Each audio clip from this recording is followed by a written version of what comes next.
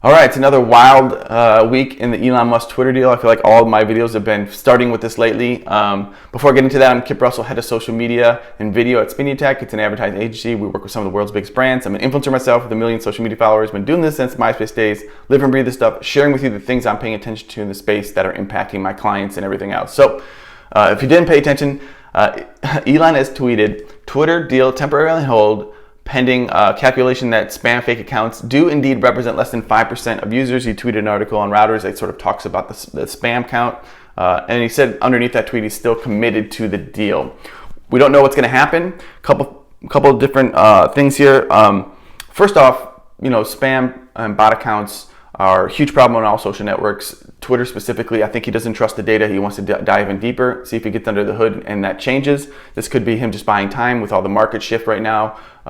Tech stocks and startups really getting hurt just because of the changing environment, whether it's inflation and the war or just people not using those channels as much as they did through COVID. Things are shifting. We all feel it. And this could just be Elon buying time to figure it out. Could be a negotiation tactic, etc. I don't want to get into too much of that. I do think Instagram's got a bigger spam problem than that. But there's a lot of shakeup at Twitter. Specifically, I think I want to address two things. One, the article that came out in Washington Post is that they interviewed 17 Hollywood insiders and revealed that celebrities view Twitter as a high-risk, low-reward platform. They think Musk potentially could make that worse. And it's because what Twitter is, its biggest strength is its biggest weakness, meaning that tweets, especially from notable people, if you don't delete them, they'll live forever, and they can really generate earned media. So, for example, Kendrick Lamar put out his album today with a tweet. He's basically taken over the internet, and his album's, getting earned media across the space. But celebrities and big brands can get in real trouble for things that they tweet. Just like texting or slacking your coworkers, things can get misinterpreted. You always say call people, so there's less interpretation, right? But that happens a lot on Twitter, and things get taken out of context, or you tweet something that you think's funny, and it turns into a media sort of shitstorm. And I think that's Twitter's biggest gift and biggest problem. For a lot of people, they're building their brands off that earned media, etc. So again, it's a place with our brands that, depending on the brand and their personality and the way that they kind of deal with that, Twitter can be a secondary or even third priority platform. But for brands that really can lean into that with their brand personalities, Twitter can be an amazing place to create earned media, get reshares and retweets to build that one-on-one communication, and it's obviously a great customer service platform. So interesting stuff there. And then lastly, there's a lot of shakeup in the hiring, some key leaders, and they're saying, again, they're freezing hiring at Twitter right now. They're trying to figure it out, cost cutting through the deal. Some notable names have been let go, including a few that I think the owners of Periscope that merged with Twitter in 2015, they've been let go. So just a lot going on at Twitter. It's a channel that's, not in turmoil, just in a shift. And we'll see where that's out in the next few months, but it's a lot to pay attention to in the space. Another big news story that came out was, let me pull it up here, is that TikTok has announced, there's potential ByteDance, the parent company of TikTok, the IPO rumors are resurfacing. I would love to get a piece of this one.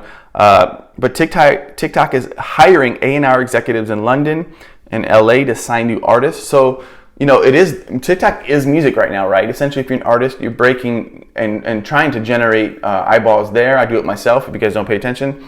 And it's pretty incredible how much word of mouth and how much traction your song can get. Some of the biggest singles of the last 2 years have blown up on TikTok, and influencer campaigns on TikTok are incredible for doing that. They recently launched Sound On, which is actually like a TuneCore where they can distribute your music. They're using TuneCore to facilitate it, so it's essentially white labeling the service, but they have their own distribution platform, TikTok now. And then now they're looking to sign new artists, right? So, Spotify did this a few years ago. They were going to, make their own sort of like label, and now TikTok's doing it, which I think it makes a lot of sense. But it's going to be interesting. Obviously, the major labels maybe try to, counteract this. But a place like this, there's no reason that couldn't sign artists and help artists grow and expand, etc. So something to really pay attention to is music is the foundation. Obviously, it used to be Musical.ly, the core of TikTok, but now they're doubling and tripling down with the distribution platform and now looking to sign artists and probably build infrastructure around promoting them. So I love it. Interesting move by TikTok. And again, music is the core there. So if your brands are there, using music and commercial sounds right appropriately can help your content do really well. The last news story I want to share with you guys is Nielsen recently released their 2022 Global Annual Marketing Report, and there's some really good insight there. And really, talking about social media, the key things that I'm taking away from it is, minus European markets, most other markets around the globe are planning to increase social media spend. Brand awareness has never been more important, so adding that top funnel layer is really a priority for most brands. Now, post-COVID, e-com brands that basically were relying on lower funnel tactics need to build a brand. That efficient awareness and staying top of mind with consumers and retelling your story and why they should be working with you is now a huge priority. Unsiloing measurement, not looking at last click only and looking at channels holistically to understand your media mix, something that we're focusing on big time at our agency, but how most marketers should start looking at their data. And then social media remains the most bankable media channel. 64% of marketers say it's the most effective channel in their media mix.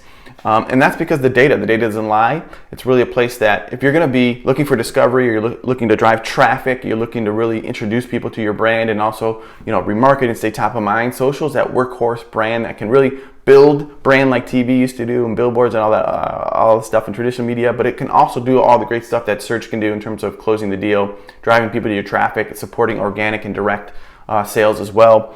And really build brands overnight, especially if you're doing a really robust social strategy. So really great annual report. You guys should check it out. It talks about all sorts of digital channels and really what's the role of traditional post-COVID and how marketers are viewing those channels. So exciting stuff. Hope you learned a lot. I'm excited to see what this Elon deal nets out. And make sure to like and subscribe either on LinkedIn or YouTube. I'll be sharing videos pretty much weekly now, sharing all the latest social media trends, headlines, news that you should be paying attention to if you're a marketer in the space. So thanks. Later.